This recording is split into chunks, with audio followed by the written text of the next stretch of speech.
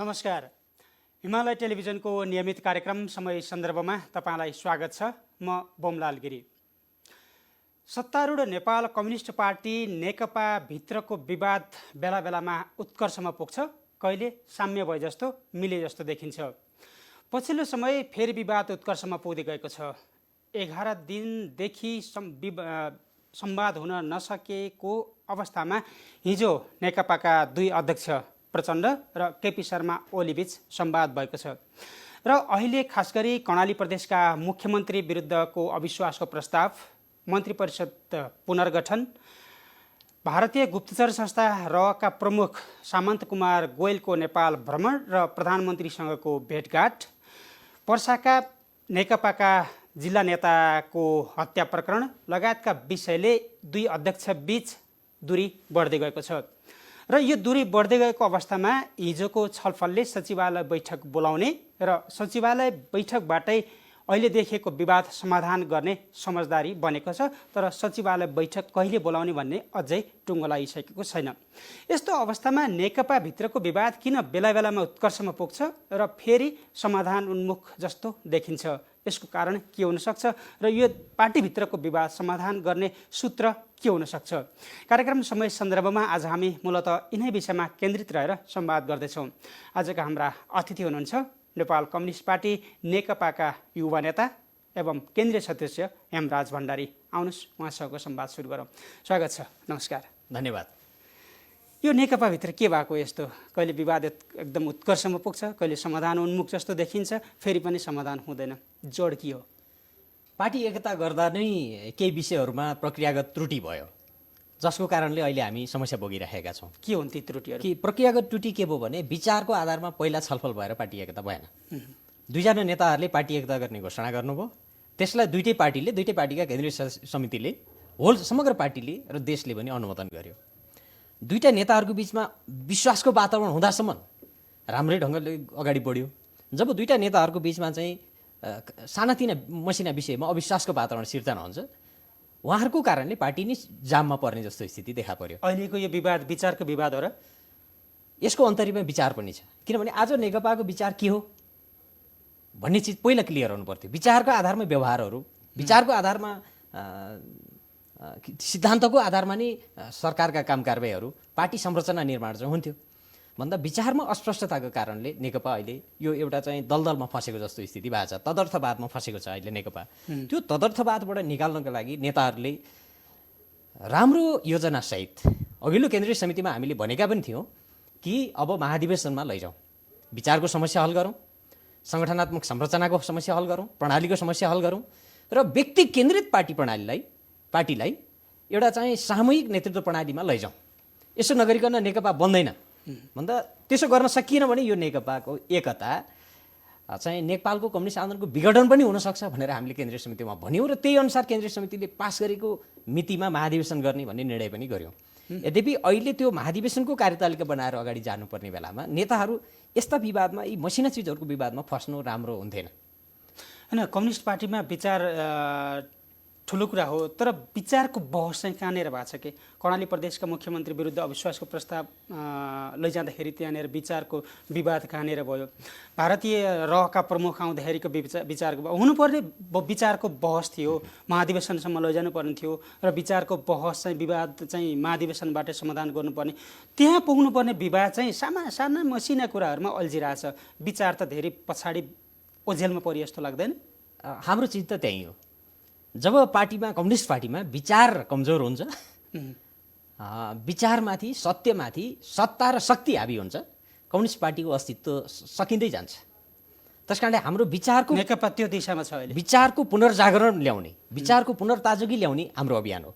नेकपा त्यो दिशामा जाने हो कि भन्ने हामीलाई भय भइरहेको छ। किनभने नेताहरूले ठिक ढङ्गले काम गर्नु भएन भने नेकपालाई उहाँहरूले नै फेरि विघटनमा पो पुर्याउनुहुन्छ कि भन्ने चिन्ता चाहिँ अहिले आम रूपमा देशभरिको नेकपाको कार्यकर्ताहरूको चिन्ता हो। हाम्रो पनि चिन्ता त्यही हो र यसलाई बचाउन सकिन्छ कि भनेर नि हामीले प्रयत्न गरिरहेका हौँ। कमसेकम महाधिवेशनको एउटा प्रक्रियामा लग्न पाए यो नेकपालाई बचाउन सकिन्थ्यो भन्ने हाम्रो विश्वास, अहिलेसम्म पनि त्यो विश्वास कायम छ र हामी महाधिवेशनको प्रतीक्षामा छौँ। महाधिवेशनको त मिति पनि तय भइसकेको छ, तर महाधिवेशन उन्मुख बहस चाहिँ कतै पनि देखिएन। समस्या नै अब यो कोभिडकोलाई एउटा कारण देखाउन पनि सकियो। नेकपा मात्र होइन, काङ्ग्रेसमा पनि त्यस्तै छ। समस्याको चुरो नै त्यही छ। नेताहरूले व्यक्ति केन्द्रित भएर सोच्नुभयो, आफू केन्द्रित भएर सोच्नुभयो, समग्र देश केन्द्रित भएर, विचार केन्द्रित भएर, आम जनताले दिएको जिम्मेवारी केन्द्रित भएर कम सोच्नुभयो कि यति बेला नेकपाले गर्नुपर्ने के थियो भन्ने विषयमा कहिले पनि बहस भएन। हामीले समृद्धि कसरी ल्याउने, समाजवादमा कसरी जाने, हाम्रो समाजवादको मोडल के हुन्छ, त्यो समाजवादमा हामी कसरी पुग्ने, यो बहस गरे पो सरकारलाई पनि राम्रो गाइडलाइन मिल्थ्यो, तल स्थानीय सरकारलाई पनि गाइडलाइन मिल्थ्यो, त्यो गाइडलाइनको आधारमा काम हुन्थ्यो। त भन्दा तल सबै के भयो भने विचार सिद्धिएपछि त सबै उपभोक्तावादमा लाग्दो रहेछ। जब विचार सिद्धिन्छ त्यसपछि त व्यक्तिका महत्त्वाकांक्षा र कुण्ठाहरूको क्रीडास्थल बन्दो रहेछ पार्टी। विचार कमजोर भएपछि चाहिँ व्यक्तिगत महत्त्वाकांक्षाहरूको केन्द्रीकरण हुन्छ पार्टीमा, अनि ती महत्त्वाकांक्षाहरूको टक्रावको कारणले पार्टीमा चाहिँ दरार पैदा गर्छ। भन्दा यसलाई हल गर्ने त विचारले नै हो नि, विचारले हो, विधिले हो, प्रणालीले हो, सिस्टमले हो यसलाई हल गर्ने, त अरू कुनै उपाय छैन। भन्दा प्रचण्डजी र ओलीजीहरूको बिचमा झगडा भइरह्यो, अनि यो पार्टी सिद्धिरह्यो भने यतिकै यो पार्टी के हुन्छ भन्दा चाहिँ हामी त्यतिकै मौन बस्न पनि सक्दैनौँ। भन्दा त हिजो त एकता गर्नुभयो उहाँहरूले, एउटा राम्रो ऐतिहासिक काम गर्नुभयो भनेर पो समर्थन गऱ्यौँ। त सधैँ त्यो अवस्था त रहँदैन उहाँहरूलाई। भन्दा अब हामीले जे गरे पनि हुन्छ, हामीले जे निर्णय गरे पनि हुन्छ, हामीले जे समझदारी गरे पनि हुन्छ, पार्टी केही पनि होइन, प्रणाली केही पनि होइन भन्नेमा जानुभयो। त्यो पनि मिलेर गरिदिए त हुन्थ्यो नि, त्यो पनि त्यति पनि मानेकै थियौँ महाधिवेशनसम्म, मिलेर समझदारीमा गरिदिए हुन्थ्यो। 9 जनाको सचिवालय छ, 9 जना भन्ने त एउटा सानो कमिटी हो नि, सबै नेताहरू हुनुहुन्छ, सबै अनुभवी हुनुहुन्छ, तर एउटा उमेर समूहको हुनुहुन्छ। उहाँहरूको त्यो सीमा पनि हो कि जस्तो लाग्छ मलाई, किनभने उमेर ढल्किँदै गएपछि अब 5-7 वर्ष छोटो जीवन छ बाँकी केही गर्नको निम्ति। यो छोटो समयमा कसरी आफूले पाउनुपर्ने पदीय मर्यादाहरू प्राप्ति गर्ने, कसरी प्रधानमन्त्री प्राप्त गर्ने, कसरी राष्ट्रपति एकदम भोलि केही नभइला कि भन्दा त्यो आत्मकेन्द्रित चिन्तनले त्यो सचिवालय ग्रस्त भयो। नत्र भने त्यो सचिवालयमा कोही पनि नेताले यो पार्टीलाई प्रक्रियामा, प्रणालीमा, सिस्टममा लैजाउँ भनेर अलिकति विचार केन्द्रित बहस मात्रै उठाइदिएको भयो भने एक स्टेप अगाडि जान्थ्यो पार्टी। अन्त कोही पनि नेताले त्यो पहल कदमी लिनुहुन्न। अनि ताजुब लाग्छ, यत्रो इतिहास बोकेर आएको नेताहरू, यत्रो कायापलट गर्ने आन्दोलनको नेतृत्व गर्ने नेताहरू सबै आदरणीय नै हो नि, यो राजनीति परिवर्तन उहाँहरूकै नेतृत्वमा आएको हो नि। तर आज किन यस्तो हिजोको चिल जस्तो लाग्ने आकाशमा उड्ने नेताहरू किन कुखुरा जस्तो भएर मसिनो फोहोर खोसिरहेर बस्नु भएको छ होइन, ताजुब लागिरहेको छ। तर हामी समीक्षा गरिरहेका छौँ कि अब नेतृत्व यसरी नै गइराख्यो भने उहाँहरूबाट कम्युनिस्ट आन्दोलन धेरै अगाडि नबढ्ने हो कि भन्ने ठाउँमा सिङ्गै आन्दोलन पुग्न खोज्दैछ। तपाईँले यो विचारको कुरा गरिरहँदा साम्यवादसम्म पुग्ने लक्ष्य राखेका कम्युनिस्ट पार्टीहरू अहिले जनताको बहुदलीय जनवाद अथवा मार्क्सवाद भन्ने तपाईँहरूले मार्गदर्शन गरेको पथ प्रदर्शक सिद्धान्तमै अल्झिएको, अथवा तपाईँले विचारको कुरा गर्दा कुन विचारको कुरा गर्नुभएको? पहिलो कुरा त अहिले नेकपाको वर्ग आधार के हो, कुन वर्गको जगमा यो नेकपा उभिएको छ, सबभन्दा महत्त्वपूर्ण प्रश्न। कम्युनिस्ट पार्टीले अझै पनि वर्गको आधार खोज्ने हो र? हो, अहिले आजको दिनमा खोज्नुपर्ने ठाउँ पुगेको छ कि सरकारका प्रत्येक निर्णयहरू, प्रत्येक काम कारबारहरू कुन वर्ग लक्षित छन्। आधारभूत वर्ग लक्षित छ, मजदुर, किसान, श्रमजीवी वर्ग लक्षित छ वा राष्ट्रिय पुँजीपति वर्ग लक्षित छ वा दलाल पुँजीपति वर्ग लक्षित छ? तपाईँलाई के लाग्छ? यो सवाल आजको पार्टीको लागि सबभन्दा महत्त्वपूर्ण सवाल हो। भन्दा आधारभूत वर्गको पक्षमा दृढतापूर्वक उभिनु सकेन सरकार। कुन वर्गलाई पछ्याइरहेछ अहिलेको सरकारले? त्यसो भए होइन, सरकार गोलचक्करमा फँसेको छ। मैले अघि सुरुमै भने वर्ग पहिचान गर्नै सकेन, तर दलाल पुँजीपति वर्गले बेला बखतमा सरकारलाई उपयोग गर्न खोज्यो। दलाल पुँजीपति वर्गले बेला बखतमा सरकारलाई उपयोग गर्न खोज्दाखेरि सिङ्गे पार्टी बदनाम हुनुपर्ने जस्तो, सिङ्गे पार्टीले त्यसको बोझ बोक्नुपर्ने जस्तो स्थिति पैदा भयो। यो दुःखद कुरा हो। त्यसैले वर्ग पक्षधरता पहिलो कुरा हो। विचारको प्रश्न कहाँ जाने हामी भन्ने गन्तव्य त क्लियर हुनु पऱ्यो नि। समाजवाद त भनेका छौँ, समाजवाद भनेको बर्मजियाको पेडा पसल जस्तो हो। बर्मजियामा पेडा पसल छ, पुरानो बैजनाथ बाजेको पेडा पसल, त्यो थप्दै लगेको छ। पुरानो बुढो बैद्यनाथ बाजेको पेडा पसल भन्छ, त्यहाँ सयौँ पेडा पसल छन्। बुढो पुरानो कसैले छोड्दैन, सबै डुप्लिकेट माल बेचिराखेको छ, ओरिजिनल कहीँ पाइँदैन भने। समाजवाद पनि त्यस्तै भयो। कङ्ग्रेसले पनि समाजवाद भन्ने, राप्रपाले पनि समाजवाद, जम्मैले समाजवाद भन्छ। समाजवाद नभन्ने पार्टी नेपालमा छैन। तर कसको समाजवाद कस्तो भन्ने त कहिले बहसै भएन।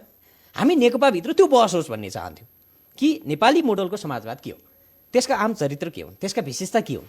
हाम्रै गाउँघरमा पनि कयौँ समाजवादी चरित्रहरू छन् उत्पादन प्रणालीमा। हाम्रो पर्म प्रणालीहरू जस्ता यस्ता सामूहिक प्रणालीहरू छन् जो चाहिँ समाजवादको भ्रूण हो। त्यो जगबाट हामीले समाजवादको मोडल विकास गरौँ भनेको भए के हुन्थ्यो भने हाम्रो उत्पादनको मोडल अर्को ठाउँमा जान्थ्यो, स्थानीय तहले त्यसलाई प्रोटेक्सन गर्ने, त्यसलाई प्रेरित गर्ने, भन्दा हामी त देश त आत्मनिर्भरतातिर जान्थ्यौँ नि। 5 वर्षमा कमी कृषिमा आत्मनिर्भर हुन्थ्यौँ कमसेकम।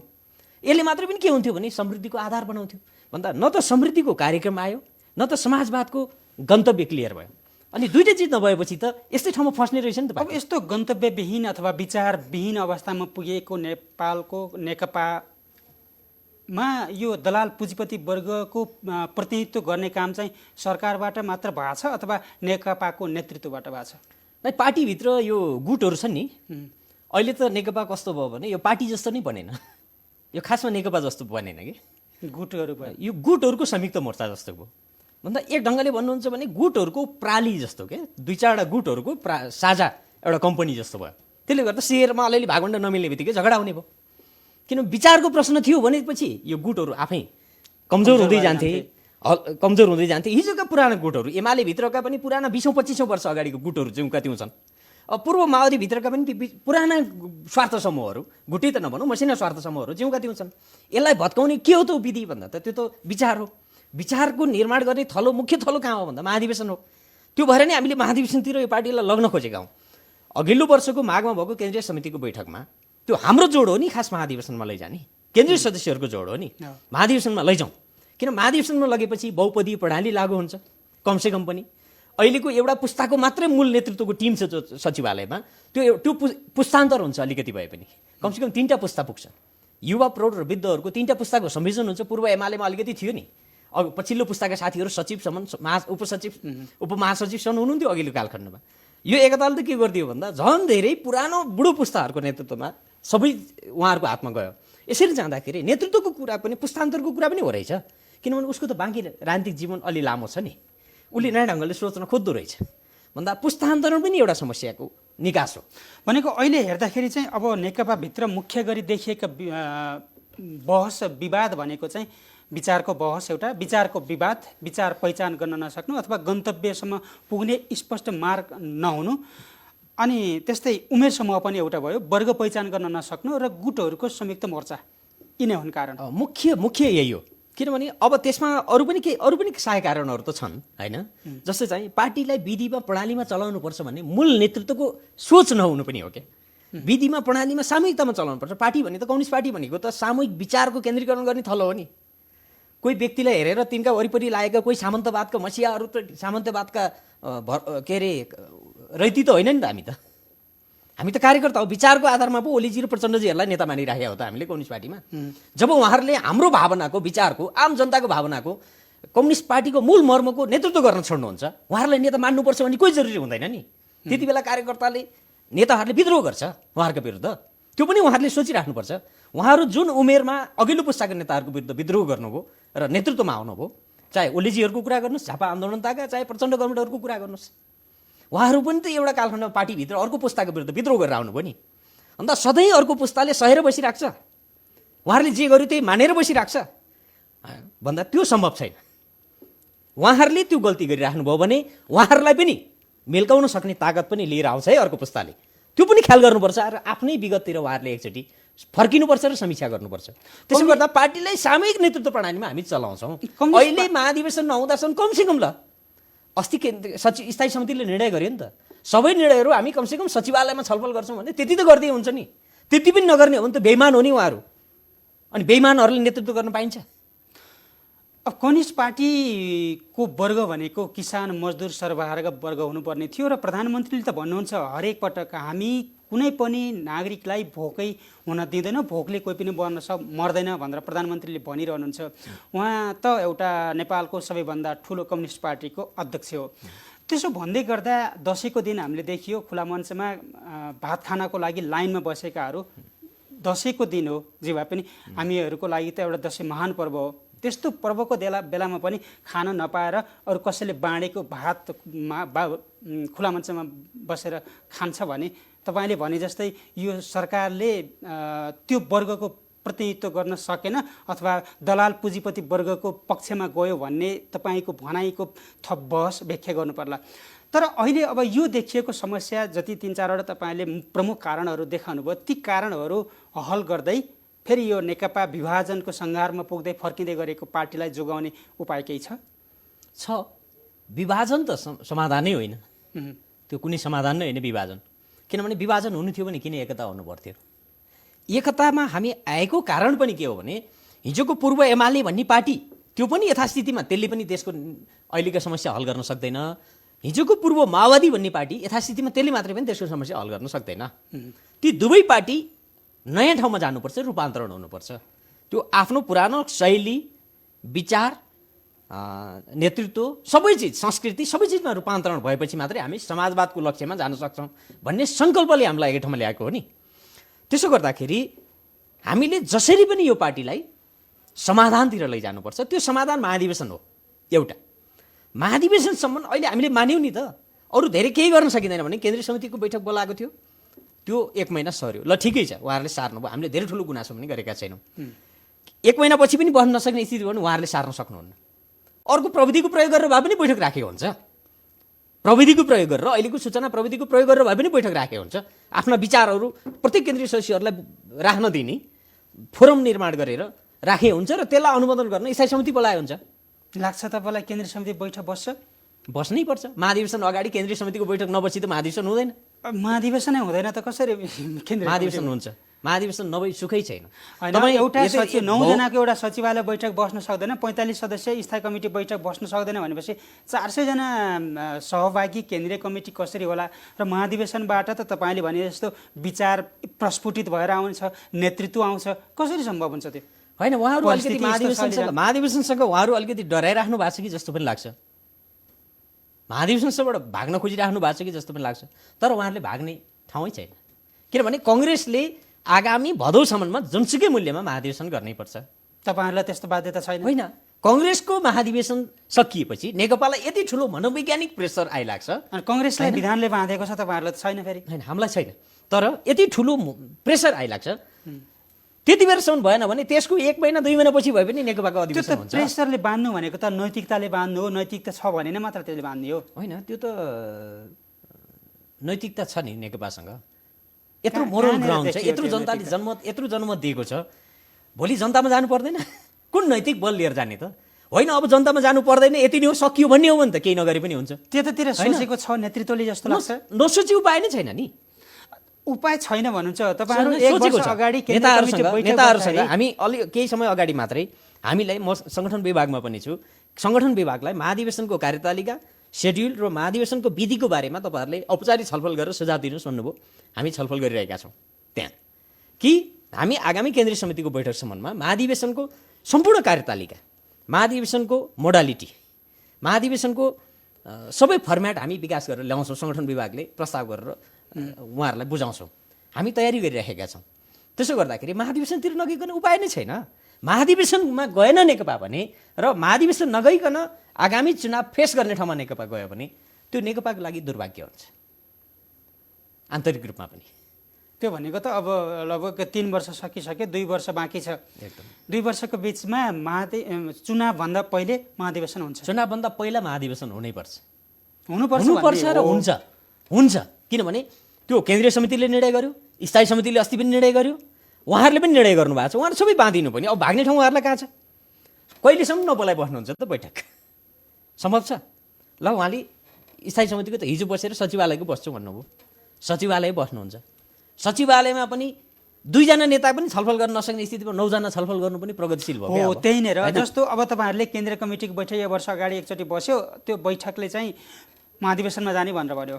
त्योभन्दा अगाडि केन्द्रीय कमिटीको बैठक फेरि बस्नुपर्ने थियो, बैठक बस्न सकेन। 1 महिनापछि फेरि सर्यो निर्धारित भएको मितिबाट। स्थायी कमिटीको बैठकको हालत त हामीले देखिहाल्यो, जहाँ एजेन्डा पेश भएर एजेन्डामाथि छलफल समेत हुन सकेन। स्थायी कमिटीले सचिवालय बैठकबाट छलफल गरौँ, निर्णय गरौँ भनेर। सचिवालय बैठकले पनि निर्णय गरेर 2 जना नेता मिलेर आउनुहोस् भन्दा समेत पनि 2 जना बिचमा 11 दिनसम्म छलफल हुँदैन। यत्रो विवाद सतहमा आउँदासम्म भनेपछि नेकपाबाट अब तपाईँले भने जस्तै होला भनेर कसरी भन्न सकिन्छ? त्यो हुन्छ। कसरी हुन्छ भने हामी त्यो बाध्य पार्छौँ। उहाँहरूले अब आगामी मङ्सिरसम्म हामीले चैत वैशाख भनेको छ, अहिले कोभिड थुप्रै कारणले ल ठिक छ, कङ्ग्रेसको भदौमा भयो भने आगामी मङ्सिरसम्ममा नेकपाको महाधिवेशन गर्ने कार्यतालिकामा उहाँहरू जानु भएन, सक्नु भएन भने हामी पार्टी फोरमभित्र हाम्रा विचारहरू औपचारिक रूपमा विचारहरू धारणाहरू यो पार्टी कसरी बनाउने डकुमेन्टहरू हामी पेश गर्छौँ। त्यो होल केन्द्रीय सदस्यहरूले पेश गर्छ, सामूहिक रूपमा पेश गर्छ र तल देशव्यापी रूपमा हामी बहसमा जान्छौँ। त्यो बहस ठेक्न सक्छ नेताहरूले। अब विकल्प लिएर जान्छ, हामी विरोध उहाँहरूको गर्दैनौँ। उहाँहरूको विरोध किन गरिराख्नु पर्यो? उहाँहरूले आफ्नो कालखण्डमा एउटा ऐतिहासिक भूमिका पुरा गर्नुभयो। अब अर्को विकल्प हामी लिएर जान्छौँ, विचारको विकल्प, कार्यदिशाको विकल्प, कार्यक्रमको विकल्प र नेतृत्वको विकल्प सहित हामी लिएर अगाडि जाने वातावरण बनाउँछौँ। त्यसले के हो भने महाधिवेशन नलगिकन उहाँहरू सुकै पाउनुहुन्न। उहाँहरू आफै विस्थापित हुने ठाउँमा पुगेपछि त उहाँ त जानु पर्यो। महाधिवेशनको एउटा प्रक्रियाबाट बिदा लिँदा नै उहाँहरूको इतिहासको रक्षा हुन्छ भन्दा उहाँहरूलाई महाधिवेशनमा जान बाध्य बनाउँछौँ हामी। उहाँ त्यहाँबाट भाग्नै सक्नुहुन्न। अन्त तपाईँहरूले बाध्य कसरी बनाउनुहुन्छ? तपाईँहरूमाथि नै प्रश्न छ क्या। तपाईँहरूले त जस्तो अहिलेको अवस्थामा सरकारमाथि जसरी रचनात्मक दबाब दिनुपर्ने थियो, यस्तो विश्वव्यापी महामारी भइरहेका छौँ, 8 लाख पार्टी सदस्य छन् भनेर दाबी गर्नुहुन्छ। त्यो 8 लाख पार्टी सदस्यको भूमिका यस्तो महामारीको बेलामा कहाँ देखियो? तपाईँहरू जस्ता युवा नेताहरूको, विद्यार्थी युवा सङ्गठनहरू थुप्रै हुनुहुन्छ, उहाँहरूको भूमिका कहाँ देखियो? तपाईँहरूले त यो भूमिका प्रभावकारी बनाउनको लागि पार्टी नेतृत्वलाई दबाब दिनुपर्ने, तपाईँहरू आफै खटिनुपर्ने थियो। देखियो त्यो कतै? नै, पार्टी नेतृत्वलाई दबाब दिने, सुझाव दिने त्यो तहमा भएकै छ। सरकारलाई पनि भएको छ, पार्टीलाई पनि भएको छ।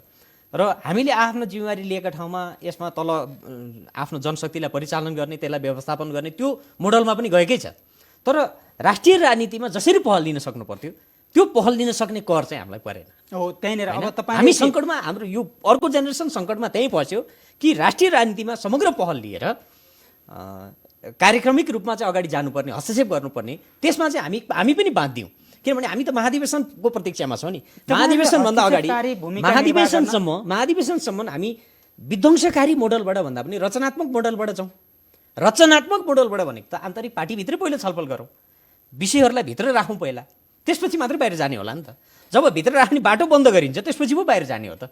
जब भित्र चाहिँ छलफल गर्ने, विचार राख्ने वातावरण नै बन्द गरिन्छ त्यसपछि बाहिर जाने होला भन्दा हामी महाधिवेशनसम्म त्यो प्रतीक्षा गर्न पर्खिन तयार भएरै हामीले महाधिवेशनको मिति तोकेको हो नि चैतसम्ममा।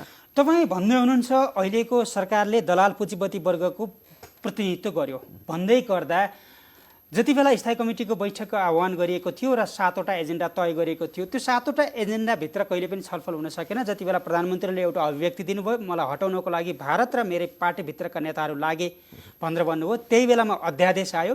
अध्यादेश आइसकेपछि सचिवालय बैठकमा, स्थायी कमिटी बैठकमा बहुमत हुँदाहुँदै पनि आफूले चाहेअनुसारको अथवा प्रधानमन्त्री केपी शर्मा ओलीलाई प्रधानमन्त्री र पार्टी अध्यक्ष दुवैबाट हट्नुपर्छ भनेर बहुमत सदस्यले भन्दा पनि त्यो निर्णय कार्यान्वयन गराउन नसकेको होइन?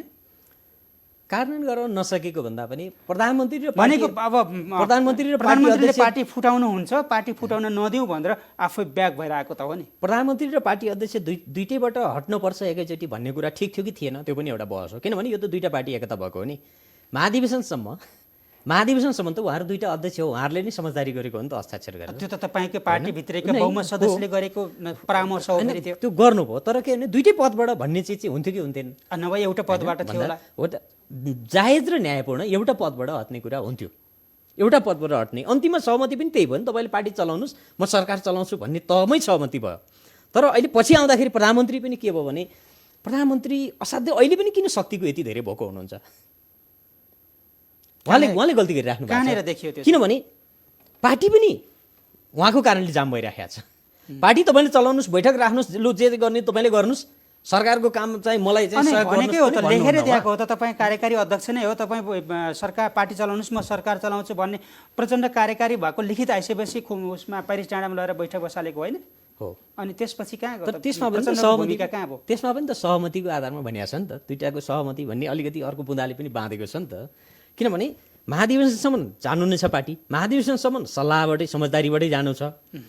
अब सल्लाह समझदारी हुँदैन, सङ्कटै त्यही हो भन्दा अहिले हामीले प्रचण्ड गणलाई पनि भनिराखेका छौँ कि समझदारी हुँदैन भने त पार्टी त सिद्धिन दिनु भएन नि तपाईँको कारणले। तपाईँको कारणले सिद्धिन्छ नि। अब त ओलीजीको कारणले सिद्धिँदैन, किनभने ओलीजीले त तपाईँ कार्यकारी अध्यक्ष हो भनेर सहमति गरिसक्नु भएको छ भनेपछि पार्टीको सम्पूर्ण कार्यक्रम चाहिँ महाधिवेशन केन्द्रित गराउनुहोस्, बैठकहरू राख्नुहोस्, महाधिवेशन केन्द्रित कार्यक्रमको मोडलमा तपाईँले लैजानुहोस् भनेर हामीले सुझाव दिइरहेका छौँ। अहिले पनि उहाँले पनि हेरौँ न, अझै केही समय पर्खौँ, कमसेकम प्रक्रियामा हामी सचिवालयको बैठक बसौँ।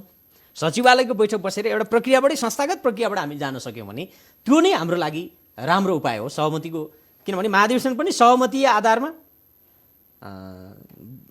गर्ने भनिएको छौँ हामीले।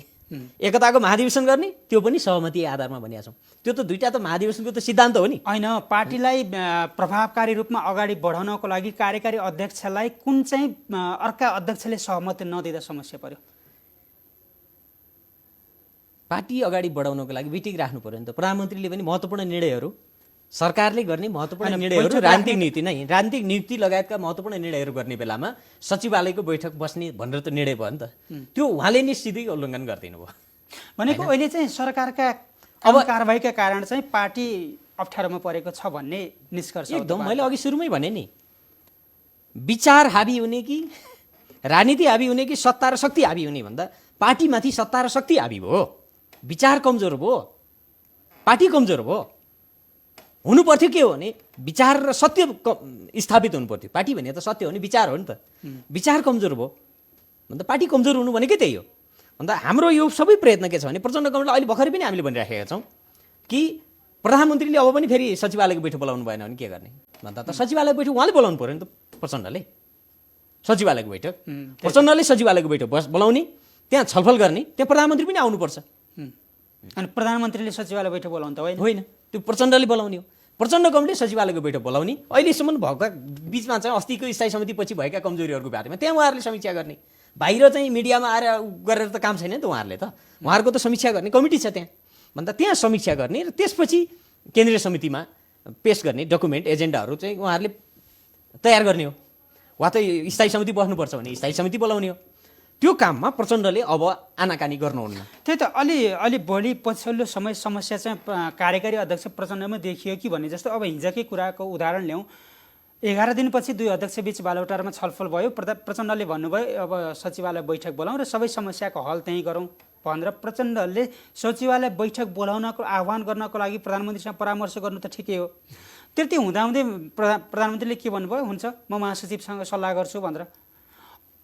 प्रधानमन्त्रीले महासचिवसँग सल्लाह गर्ने हो कि कार्यकारी अध्यक्षले महासचिवसँग सल्लाह गरेर बैठक बोलाउने? दुवैले गर्ने हो, किनभने उहाँ पनि अध्यक्ष त हो नि त। होइन, अध्यक्ष हो भन्दैमा उहाँलाई पुरै बाइकट गर्नुपर्छ भन्ने महासचिवसँग त प्रचण्ड गभर्नमेन्टको कुराकानी भइराखेकै छ। ओली गभर्नमेन्टले पनि महासचिवसँग पनि कुरा गर्छु भन्नु त नराम्रो कुरा भएन, तर बैठक चाहिँ राख्नु पर्यो। यो भनेको प्रधानमन्त्रीलाई मनाउनको लागि आइदिनुहोस् बैठकमा भन्नको लागि मात्र हो। त्यसो भए नै त्यो मात्रै पनि होइन, किनभने पार्टीभित्र ठुलो दरार पैदा नहोस्। यस्तो बेलामा हामी देश एउटा सङ्कटमा छ। पार्टीभित्रका यी अनावश्यक विवादहरूले सिँगै देशलाई पनि राम्रो गर्दैन, जनतालाई पनि राम्रो गर्दैन, कसैलाई पनि राम्रो गर्दैन। यस्तो बेलामा सहमतिबाट जाउँ भन्ने उहाँहरूको प्रयत्न हुनसक्छ, तर रात रहे अग्राख पलाए भने जस्तो हुँदैछ। उहाँहरू जति ढिलो गर्दै गर्नुहुन्छ झन् ठुलो सङ्कटमा फस्दै हुनुहुन्छ। त्यसो गर्दाखेरि प्रचण्ड गभर्नमेन्टले अब बैठक बोलाउनुपर्छ, सचिवालयको बैठक बोलाउनुपर्छ। अहिले त हिजो बालुवाटारमा उहाँहरू दुईजनाले बोलाउने भन्ने निर्णय भएको छ, राम्रो हो। छिटो सचिवालयको बैठक बोलाएर यी सबै समस्याको समाधान गर्नुपर्छ। यी सबै अहिले देखिएका समस्याहरूको समाधान गर्नुपर्छ। यी बहानामा महाधिवेशन रोक्न पाइँदैन, खबरदार। यो बहानामा, यी मसिना प्राविधिक बहाना देखाएर महाधिवेशनबाट भाग्नुभयो उहाँहरू भने उहाँहरूको इतिहास सकिन्छ, समाप्त हुन्छ। अब अहिलेको नेकपाभित्रको मुख्य समस्या सरकारकै कारण उब्जिएको हो भन्ने तपाईँलाई लाग्छ भने सरकारका कामहरू के हुन् ती जसले पार्टीमा अप्ठ्यारो अवस्था ल्याइपुर्यायो? न यति बेला 2/3 सरकार भएको बेलामा म त कसरी सोच्थेँ भने नेपालको इतिहासमा पहिलोचोटि कम्युनिस्ट पार्टीलाई 2/3 बहुमत दिएको छ जनताले। यस्तो जनमत दिएको बेलामा सरकारले के गर्यो भनेर हामीले भन्नै नपरोस् न। गाउँ गाउँमा कार्यकर्ताले आफै सरकारले यति गर्यो भनेर सिट ठाडो पारेर भन्न सक्ने वातावरण बनाइदिनु पर्थ्यो। हाम्रो सरकारले यो गर्यो भनेर आफै भन्न सक्ने बनाइदिनु पर्थ्यो, त्यो भएन। मैले प्रधानमन्त्रीलाई पनि, अहिलेका अर्थमन्त्रीलाई पनि, अघिल्लो अर्थमन्त्रीलाई पनि सुझाव दिएको थिएँ। अघिल्लो 2 वर्ष अगाडिको बजेट बन्ने बेलामा केही जनताको मन छुने कार्यक्रमहरू दिनु सरकारले, त्यो सम्भव छ। हामीले पहिला पनि तयारी गरेका थियौँ, जस्तै गणतन्त्रको उपहार एक परिवार एक रोजगार, एउटा परिवारलाई एउटा रोजगारी दिने यो कार्यक्रमबाट सुरुवात गर्नुहोस्। कृषकहरूलाई व्यावसायिक कृषिमा प्रेरित गर्नुहोस्। युवाहरूलाई व्यावसायिक कृषिमा 18 वर्ष 20 वर्ष लागेपछि त्यसलाई पेन्सन दिने व्यवस्था गरौँ। व्यावसायिक कृषिमा अहिलेको निर्वाहमुखी कृषकलाई त दिने कुरा भएन। जसले व्यवसाय गर्छ भने त्यो व्यवसाय 18 वर्ष गर्दा त उसले ट्याक्स पनि त त्यति तिर्छ नि। त्यही ट्याक्स उसले तिरेको ट्याक्सको आधा रकम दिँदा मात्रै पनि उसलाई पेन्सन पुग्छ क्या। भन्दा सेक्युरिटीको कुरा भयो नि त। युवाहरू त्यसपछि लाग्थ्यो नि कृषिमा। हामीले भनेको समृद्धि त कार्यक्रमबाट आउँथ्यो नि त। गरिबी अन्त्य गर्छौँ, कोही पनि भोको रहनु, यो भाषणको कुरा होइन नि। प्रधानमन्त्रीले भाषण गर्ने होइन, उहाँले त कार्यक्रम बनाउने हो। कार्यक्रमले बोल्नु पर्यो, प्रधानमन्त्रीले किन बोल्नु पर्यो? प्रधानमन्त्रीले त त्यो के भने राज्य स्टेटमेन्टले देखियोस्, जनताले अरूले बोल्नु पर्यो नि। सरकारले गरेको कामहरूको विषयमा हामीले छाती फुलाएर बोल्न पाउनु पर्यो कि त्यो वातावरण बनाइदिनु पर्यो। प्रधानमन्त्री चुप लागेर बसे हुन्छ, बोल्दैन बोली बसे हुन्छ प्रधानमन्त्री। उहाँले काम गर्नु पर्यो, कार्यक्रम बनाउनु पर्यो। आफ्नो संयन्त्रले काम गरेन हटाउनु पर्यो, अथोरिटी छ भन्दा प्रधानमन्त्रीले मसिना चिजमा भाषण गरिराख्नु जरुरी छैन। उहाँले कार्यक्रममा योजनामा ल्याइदिएदेखि त हामी गरिहाल्छौँ नि भाषण त। सरकारको डिफेन्स त हामी गर्थ्यौँ नि। त्यही मिलेन कि उहाँ फस्दै हुनुहुन्छ, त्यही मिलेन र उहाँ फस्दै हुनुहुन्छ। भाषण एउटा गर्दै गर्नुहुन्छ, फेरि अर्को भाषण गरिराख्नुहुन्छ, त्यो कार्यान्वयन हुँदैन। भन्दा त्यसले के हुन्छ भन्दा नेतृत्वप्रतिको विश्वास गुम्छ। जब नेतृत्वप्रतिको विश्वास गुम्छ, राजनीतिप्रतिको विश्वास गुम्छ, जनता फ्रस्ट्रेसन हुन्छ, आम युवाहरूमा ठुलो फ्रस्ट्रेसन आउँछ। भन्दा त हामीले त आशा बचाउने हो नि त देशमा। त केही हुँदैछ है, पख्नुहोस्, केही हुँदैछ। अप्ठ्यारा थिए हाम्रा, संविधान नयाँ थियो, संरचना नयाँ थियो, हामीलाई केही समय यो व्यवस्थापन गर्न लाग्यो, हामी अब यो काम गर्दैछौँ भनेर दिनु पर्यो सङ्कल्प। सरकारले त त्यो गाइडलाइनसहित अगाडि जान सकेन भन्दा पार्टीले त्यो गाइडलाइन पार्टीले पनि दिन सकेन। सरकारको मात्रै कुरा होइन, पार्टीले पनि त्यो गाइडलाइन दिन सकेन भन्दा पार्टी पनि कमजोर भयो। त्यो गाइडलाइन नदिँदाखेरि स्थानीय तहको सरकार पनि प्रभावकारी भएन, प्रदेशको सरकार पनि प्रभावकारी भएन र सङ्घको सरकार पनि प्रभावकारी भएन। यो त पार्टीले दिने हो नि त कार्यक्रम त। भन्दा दुईटै चिज भयो भन्दा अब पार्टीप्रति प्रधानमन्त्रीको अरुचि, पार्टीको बैठक राख्नेमा अरुचि, पार्टीको राय सुझाव लिनेमा अरुचि। अब तपाईँले अघि सुरुमा भनेका नेकपाभित्र देखिएका अहिले प्रमुख 3-4वटा कारणमध्ये एउटा उमेर समूह पनि थियो र अहिले सचिवालय बैठकमा रहेका प्राय सबै नेताहरू 60-70 कटेका हुनुहुन्छ। यस्तो अवस्थामा अब नेपाली काङ्ग्रेसले फागुनमा र तपाईँहरूले चैतमा महाधिवेशनको मिति तय गर्नुभएको छ। भलै त्यो मितिमा हुने कुनै माहौल देखिँदैन, जहिले भए पनि महाधिवेशन त होला। अब महाधिवेशनमा तपाईँहरूले पुस्तान्तरण गर्नुपर्ने, युवा पुस्ता अगाडि आउनुपर्ने, जसरी तपाईँले अघि सुरुमा तत्कालीन नेकपा एमालेमा केही मात्रामा थियो भनेर भन्नुभयो, अबको नेकपाभित्र त्यो सम्भावना कति देख्नुहुन्छ? नेकपाले त्यो सम्भावना छ, किनभने महाधिवेशनमा चाहिँ उहाँहरूको दुईटा नेताहरूको मात्रै रहरले सबै चिजको निर्धारण गर्दैन। त्यो आम देशभरिबाट छानिएर आएका कार्यकर्ताहरूको मनोविज्ञानको कुरा पनि हुन्छ। त्यो मनोविज्ञान पुस्तान्तरणको पक्षमा पनि छ। पुस्तान्तरण भनेको एउटा पुस्तालाई पुरै विस्थापित गरेर होइन, उहाँहरूलाई सम्मानजनक निकास दिएर, उहाँहरूलाई सम्मानसहित विदा गरेर, अभिभावकीय भूमिका सहित उहाँहरूलाई स्थापित गर्दै अर्को पुस्ता अगाडि आउँछ आउनै पर्छ। कि अहिले अरू केही भएन भने पनि 3टा पुस्ताको संयोजनमा पदाधिकारी बन्छ, स्थायी समिति बन्छ, पोलिट ब्युरो बन्छ, पार्टीको सबै तहमा 3टा पुस्ता आउँछ, युवा प्रौढ र वृद्ध। यो 3टा पुस्ता प्रत्येक कमिटीमा माथि पदाधिकारीदेखि सबै ठाउँमा त्यो पुस्ता आयो भने त्यसले पुस्तान्तरणको वातावरण बनाउँदै लान्छ। एकैचोटि एउटा पुस्तालाई विस्थापित गरेर अर्को आउँछ भन्ने हुँदैन। नेपालमा त्यो स्थिति पनि छैन, त्यो कसैको परिकल्पनाले पनि हुँदैन। किनभने नेतृत्व भन्ने त एउटा ऐतिहासिक प्रक्रियाबाट आफै आउने हो। किनभने कसैको रहरले नेता हुँदैन होइन। उहाँहरू पनि एकाएक यहाँ पुग्नु भएको त होइन, उहाँहरूको पनि त एउटा गौरवशाली इतिहास छ। तर सङ्कट के हो भने अहिले आइपुग्दा उहाँहरूले ठिक ढङ्गले जिम्मेवारी पुरा गर्नु भएको छैन भनेर पो हाम्रो चिन्ता हो त। त्यो कसरी पनि सत्य हो भने जस्तो अहिलेको पुस्ताले त अब नयाँ अगाडिको बाटो के हो, कसरी पहिल्याउने भन्ने बारेमा सोच्नै भएन। किनकि आन्दोलन त्यही पुस्ताले गर्यो, जेल नेल त्यही पुस्ताले भोग्यो। व्यवस्था परिवर्तन गर्नको लागि अहिलेको यो पुरानो पुस्ताले त धेरै भूमिका निर्वाह गर्यो नि। त्यही भएर अबको देशको विकास गर्नको लागि, पार्टीलाई सही मार्गमा अगाडि बढाउनको लागि त पुस्तान्तरण आवश्यक छ। तर रहरले मात्र हुँदैन भने पनि अब तपाईँहरू तत्काल त्यो पुस्तान्तरण गर्ने अवस्थामा पुगिहाल्नुभयो भनेर देखिँदैन त? तपाईँमा मात्र होइन, नेपालको जुनसुकै पार्टीमा पनि। त्यो के गर्नुपर्छ त्यसको वातावरण छ। किनभने अहिले प्रोभोक गरेर त्यो वातावरण बन्ने पनि होइन। फेरि जुन संरचनामा हामी छौँ, यो अघिल्लो पुस्ता चाहिँ लामो समयसम्म सामन्तवादसँगको सङ्घर्षमा रह्यो। त्यो सामन्तवादसँगको सङ्घर्षबाट उहाँहरूमा फेरि अर्को नकारात्मक चिज के विकास भयो भने सामन्तवादका थुप्रो विशेषता उहाँहरूमा सरे के थुप्रो समस्या चाहिँ त्यहाँ थुप्रो सामन्तवादको त्यो सङ्घर्ष गर्दा पनि कल्चरली आउँदो रहेछ के। अनि मैले त भन्छु रगतमा सामन्तवाद छ, यहाँ माथि दिमागमा चाहिँ समाजवाद हालिएको छ। के हाबी हुन्छ भन्दा दिमागलाई त रगतले जिनले कन्ट्रोल गर्छ नि त, होइन त्यो कामै हुन दिँदैन भन्दा उहाँहरूबाट धेरै ठुलो गति आउँदैन है। अब त्यसैले पनि इतिहासलाई अगाडि लैजानको लागि, नेपाललाई अगाडि लैजानको लागि, साँच्चै समृद्धिमा लैजानको लागि, साँच्चै देशलाई अगाडि बढाउनको लागि उहाँहरूबाट अब कति सम्भव छ भनेर बहस गर्ने बेला भयो भन्ने छ मेरो चाहिँ। कति सम्भव छ उहाँहरूकै मात्रै थाहा ल, उहाँहरूको के ठेक्का हो र यो? उहाँहरूले इतिहासको एउटा कालखण्डमा ऐतिहासिक भूमिका र जिम्मेवारी पुरा गर्नुभयो, अर्को कालखण्ड उहाँहरूले गर्नुपर्छ, नगरे देश सकिन्छ भन्ने त हुँदैन।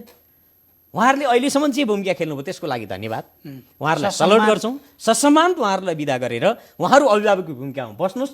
अबको जिम्मेवारी पुरा गर्न अर्को पुस्ता आउँछ, आउनै पर्छ। यो त आम देशभरिका नेकपाका कार्यकर्ताहरूलाई अपिल पनि हो नि, अपिल पनि हो। तपाईँहरू पनि तयार हुनुपर्छ देश सम्हाल्नको लागि। अब तपाईँ हामी सबै तयार हुनुपर्छ सामूहिक रूपमै।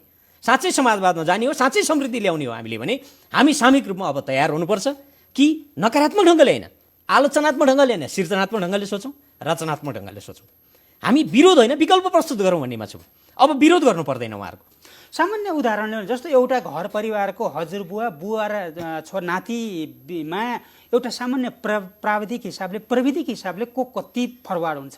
एकदम हजुरबुवाले आफ्नो ठाउँमा गर्यो, बुवाले गर्यो, नातिको ठाउँमा हामीले हजुरबुवालाई र नातिलाई तुलना गरेर त मिल्दैन नि, त्यो सम्भवै छैन। सम्भवै हुँदैन। किनभने हामी समय अनुसार म आफैले के देख्दैछु भने हामी पनि अब लामो समयसम्म लिडरसिपको रूपमा आशाको रूपमा रहँदैनौँ। अर्को पुस्ता आइसक्यो, विज्ञान र प्रविधिबाट दीक्षित भएको अर्को ब्रिलियन्ट पुस्ता आइसक्यो। त्यो पुस्तासँग हामी एकाकार हुन सक्यौँ, हामीले नेतृत्व गर्न सकौँला। हामीले सकेनौँ, हामी पनि विस्थापित हुने चरणमा जान्छौँ। तसर्थ अघिल्लो पुस्ताको सन्दर्भमा त हामीभन्दा धेरै ठुलो च्यालेन्ज छ। उहाँहरू अपडेट हुनु भएन भने अहिले उहाँहरूले जुन संस्कार देखाइराख्नु भएको छ, म नै सबै थोक हुँ, म नै पार्टी हुँ, म नै विचार हुँ, मैले फरमान जारी गरेपछि सबै चिज हुनुपर्छ, मैले यसो गरिदिएपछि सबै हुनुपर्छ अनि त्यस्तो सम्भव छैन। कुनै समयमा थियो होला। अब अहिले 21औं शताब्दीमा त्यो सम्भव छैन। त्यो भनेको के भने उहाँहरू भित्र भएको सामन्तवादको ह्याङओभरले काम गरिरहेको छ। सामन्तवाद छ, राजा फाले पनि त्यो राजाले बोक्ने प्रवृत्ति अहिले पनि नेताहरूमा छ के। सङ्कटै त्यही हो त भन्दा राजतन्त्र त फालियो भन्दा त्यो राजतन्त्रको सांस्कृतिक विशेषता नेताहरूमा सर्यो। अहिले हाम्रो समस्या यही हो नेपालको। त्यो जिन फेरि पुस्तान्तरण हुँदै हुँदै जाने सम्भावना पनि छ। जिन पुस्तान्तरण हुने हो कि भने भयो पनि हाम्रो त्यो पुस्तान्तरण हुने हो कि, तर अघिल्लो पुस्तामा भन्दा त्यो पुस्तान्तरण हुँदा पनि कम हुँदै जान्छ। त्यो त विज्ञानको नियम हो। त्यसैले कम हुँदै जान्छ र हामी समृद्धितिर जाने त त्यसरी मात्रै हो। मलाई के विश्वास छ भने अहिलेको पुस्ताले समाजवादको आधार बनाउँदैन। यतिमा चाहिँ म ढुक्क छु। अहिलेको मूल नेतृत्व पुस्ताले समृद्धिको आधार बनाउला, तर समाजवादको आधार चाहिँ यसले बनाउँदैन। नाति पुस्तामै जानुपर्छ, छोरा नाति पुस्तामा जानुपर्छ। आम मान्छेमा एउटा खालको गाली ग्लोच हेर्ने दृष्टिकोण नै फरक पाइन्छ कि राजनीतिक नेतृत्व पार्टीहरू भन्दा बित्तिकै अहिलेको नयाँ पुस्ता यति घृणित रूपमा हेर्छ। त्यसरी हेरिरहनु आवश्यक छैन भन्ने चाहिँ तपाईँले भने जस्तै कुरासँग म सहमत छु। किनभने त्यो जिन थियो, समय त्यस्तै थियो, त्यही अनुसार चाहिँ पुस्तान्तरण हुँदै जान्छ होला भन्ने हो। त्यही भएर अबको महाधिवेशनमा तपाईँहरू मात्र होइन, हरेक राजनीतिक दलहरू पार्टीहरूमा त्यो पुस्तान्तरण होस् र त्यो सामन्तवादको जिन पनि कम हुँदै हुँदै त्यो हुन्छ। अवश्य त्यो हुन्छ। किनभने अब विज्ञानको नियम पनि हो है। अब पुस्तान्तरण हुन्छ एक। दोस्रो कुरा, पछिल्लो पुस्ताका साथीहरूलाई म के आग्रह गर्न चाहन्छु भने अब त देश सम्हाल्न तपाईँ हामी पो तयार हुनुपर्छ। गाली गर्ने होइन, उहाँहरूले त आफ्नो कालखण्डमा पुरा गर्नुपर्ने राजनीतिक परिवर्तनको दायित्व पुरा गर्नुभयो। गणतन्त्र उहाँहरूकै नेतृत्वमा आयो, हामीले सहयोग त गरे हो। यो सबै सङ्घीयता, यो अहिले धर्मनिरपेक्षता, यो जति परिवर्तन नेपालमा लिएर आएका छौँ सामन्तवाद विरुद्धको सङ्घर्षबाट उहाँहरूकै नेतृत्वमा भयो। प्रचण्ड ओलीजीहरू नै हो त उहाँहरू यो नेतृत्व गर्ने। उहाँहरूलाई हामीले सलामै गरेका छौँ। तर आज जे खोजेको हो अर्को पुस्ताले, हामीले आम जनताले, त्यो उहाँहरूबाट भइराखेको छैन। त्यसमा हाम्रो चिन्ता हो। त्यो चिन्ता उहाँहरूबाट हल हुन्छ कि हुँदैन भन्नेमा हाम्रो डर हो।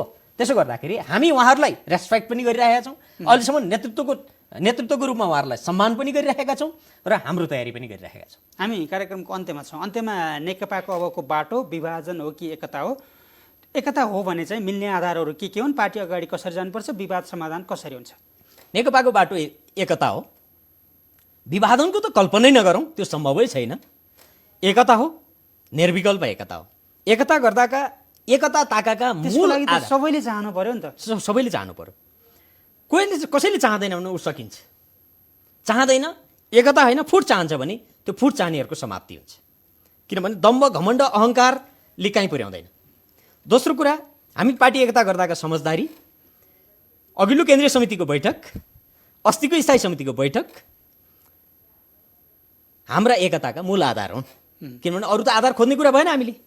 त्यसपछि जनतासँग गरेका चुनावमा हामीले गरेका वाचा र संयुक्त घोषणापत्र हाम्रो एकताका अर्को आधार हो।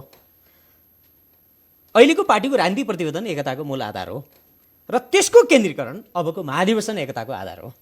महाधिवेशनमा गइसकेपछि नयाँ विचार, नयाँ नेतृत्व, नयाँ सङ्गठनात्मक संरचना, नयाँ शैली सहित नेकपा अगाडि जान्छ। त्यसपछि सरकारको काम पनि गुणात्मक रूपमा फेरिन्छ। जति छिटो महाधिवेशन गर्यो सरकारको काम त्यति प्रभावकारी हुन्छ। जति छिटो नेकपामा महाधिवेशन भयो स्थानीय सरकार त्यति प्रभावकारी हुन्छ, प्रदेश सरकार त्यति प्रभावकारी हुन्छ, सङ्घीय सरकार त्यति प्रभावकारी हुन्छ। जति छिटो महाधिवेशनमा लानुभयो प्रधानमन्त्री त्यति धेरै सफल हुन्छ। नेकपामा महाधिवेशन छिटो भयो भने ओलीजी आफ्नो कार्यकालको अन्तिममा उत्कर्षमा हाई भएर बिदा गर्न पाउनुहुन्छ। महाधिवेशन नगरिकन उहाँले नेकपालाई चाहिँ धकेलेर महाधिवेशनमा लानु भएन भने उहाँको विदाई हाई होइन, सधैँको लागि बाई बाई गर्दै बिदा हुन्छ इतिहास। त्यसकारणले इतिहासलाई हाई गर्दै आम जनताले सम्झिन लायकका कामहरू गर्दै र देशभरिका कार्यकर्ताले हाम्रो नेकपाले गर्यो भनेर गर्वले छाती फुलाउने वातावरण उहाँहरूले बनाइदिनुहोस्। हामीले यही चाहना गरेको हो, यही कामना गरेको हो र हामी एकताको आधार बनाउँछौँ। एकताको आधार तयार गर्नको लागि हामी त्यसको चाहिँ के अरे महाधिवेशनको कार्यतालिका बनाउँदैछौँ, महाधिवेशनको टोटल कार्यक्रमहरू निर्माण गर्दैछौँ। त्यो कार्यक्रमहरू निर्माण गरेर हामी नेताहरूलाई बुझाउँदैछौँ र त्यसको आधारमा महाधिवेशनमा जान्छौँ। अहिले ठिक छ, चैतमै भनेको यो कोभिड यो दुनियाँ कारणले हाम्रो सङ्कट भयो भने पनि अबको 1 वर्षभित्र नेकपाको महाधिवेशन हुन्छ जुनसुकै मूल्यमा हुन्छ। मैले आज तपाईँको टेलिभिजन मार्फत सार्वजनिक रूपमा घोषणा गरेको छु, जुनसुकै मूल्यमा नेकपाको महाधिवेशन गराएर छोडिन्छ, त्यसको वातावरण बनाएर छोडिन्छ। किनभने हामी चैतसम्म ठिक्क ठाउँमा मात्रै हामी बस्नेवाला छौँ। हामीले नि तोकेको मिति हो। चैतभन्दा पछि हेर्नु होला, उहाँहरूले महाधिवेशन गर्नुहुन्न भन्नेमा हामीलाई विश्वास भयो भने हामी हस्तक्षेपकारी भूमिका खेल्छौँ। त्यति बेलासम्म हामी सन्तुलनकारी भूमिकामै बस्छौँ। त्यसपछि हामी हस्तक्षेपकारी भूमिका खेल्छौँ। हामी देशव्यापी रूपमा अभियान सञ्चालन गर्छौँ, तल जान्छौँ। तल कार्यकर्तालाई महाधिवेशन चाहिएको छ, तल स्थानीय तहलाई महाधिवेशन चाहिएको छ, प्रदेशलाई जिल्लालाई महाधिवेशन चाहिएको छ। केही नेतालाई नचाहिएर पो र हुन्छ, केही नेताको कारणले रोकिँदैन, सम्भव छैन। हस्, धन्यवाद। उहाँ हुनुहुन्थ्यो नेपाल कम्युनिस्ट पार्टी नेकपाका युवा नेता एवं केन्द्रीय सदस्य हेमराज भण्डारी। उहाँसँग हामीले नेकपाभित्र देखिएको खास विवादको जड के हो, त्यो जड भत्काउने आधारहरू के हुन्, अब महाधिवेशन हुने आधार के छ, महाधिवेशन भएन भने के हुन्छ लगायत विषयमा केन्द्रित रहेर संवाद गऱ्यौँ। यसको साथै आजको लागि समय सन्दर्भ यति नै। भोलि फेरि आउनेछौँ।